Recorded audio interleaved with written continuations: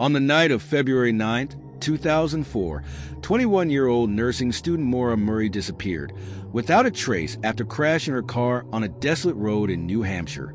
The mystery surrounding her disappearance has gripped the public for nearly 2 decades. Despite extensive searches, multiple investigations, and endless theories, Maura's whereabouts remain unknown. What was she running from? Was this a planned escape, or did Maura encounter foul play?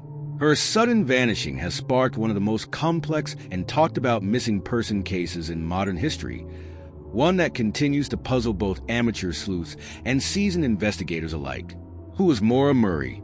Born on May 4, 1982 in Hanson, Massachusetts, Maura was known for being bright, athletic, and determined. She excelled in sports, particularly in cross-country running, and she was also academically gifted. After attending the U.S. Military Academy at West Point, Maura transferred to the University of Massachusetts Amherst to study nursing. By all accounts, Maura had a promising future ahead of her. However, in the months leading up to her disappearance, Maura's life began to show signs of strain. She had been involved in a minor car accident, had reportedly used a stolen credit card, and had been cited for underage drinking.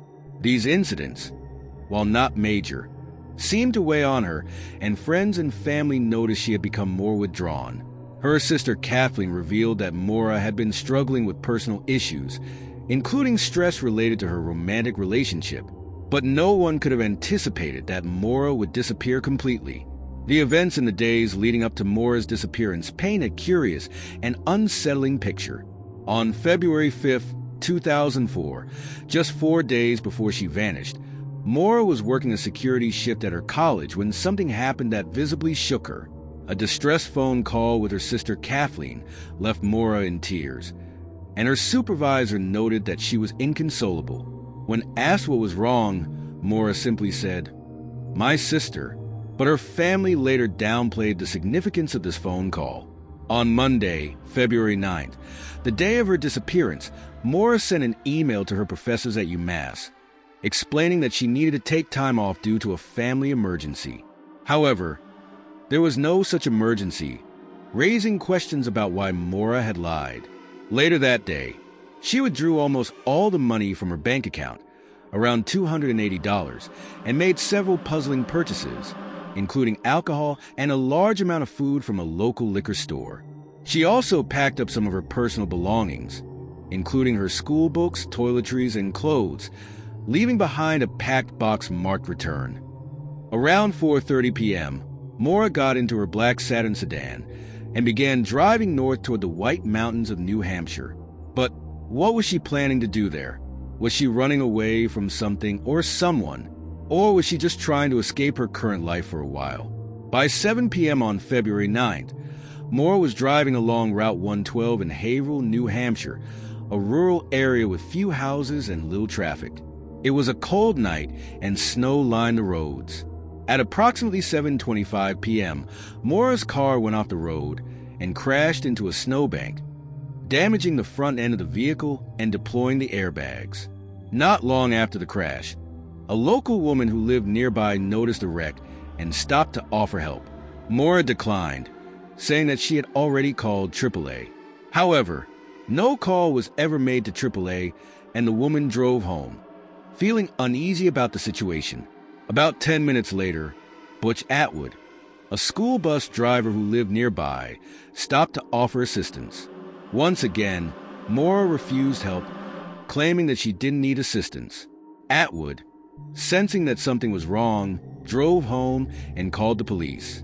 However, when the police arrived at the scene at around 7:45 p.m., Maura was gone. Her car remained at the scene, with the doors locked and no sign of a struggle. Inside the car, police found a mix of personal belongings, including a bottle of wine, printed MapQuest directions to Bartlett, New Hampshire, and a note about the family emergency. But there was no sign of Maura.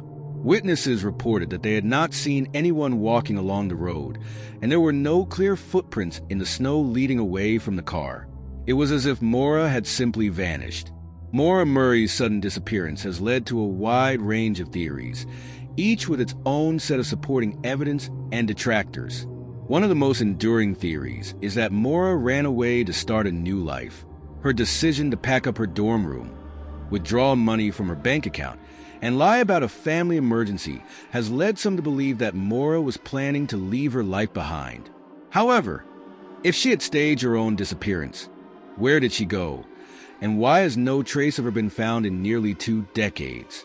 Another theory is that Maura met with foul play.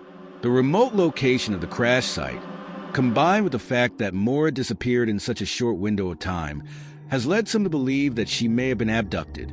Was Maura picked up by someone after the crash? Did she willingly get into a car with a stranger, or was she forced? There's also the possibility that Maura succumbed to the elements. February in New Hampshire is brutally cold, and the White Mountains are known for their harsh weather. Some theorists believe that Maura may have wandered into the woods, disoriented and freezing, and eventually succumbed to hypothermia. However, despite extensive searches, no body or signs of Maura have ever been found. An unexpected encounter with extraterrestrial entities is also one intriguing theory, where many believe that Maura might be kidnapped and taken away by these beings. Some people also suggest a parallel world theory, where she accidentally slipped through a crack into a parallel dimension, hence disappearing from our world eventually without any traces. The lack of physical evidence, combined with the strange details surrounding her last days, has kept the case open to interpretation and fueled endless speculation.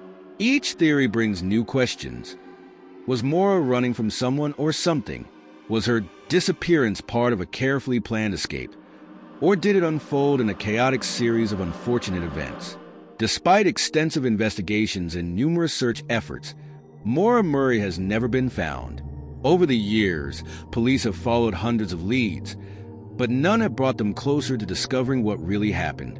The case remains open, with the FBI and New Hampshire State Police continuing to treat it as a missing person investigation. Public interest in the case has only grown over the years, with internet forums, podcasts, and TV shows keeping the story alive.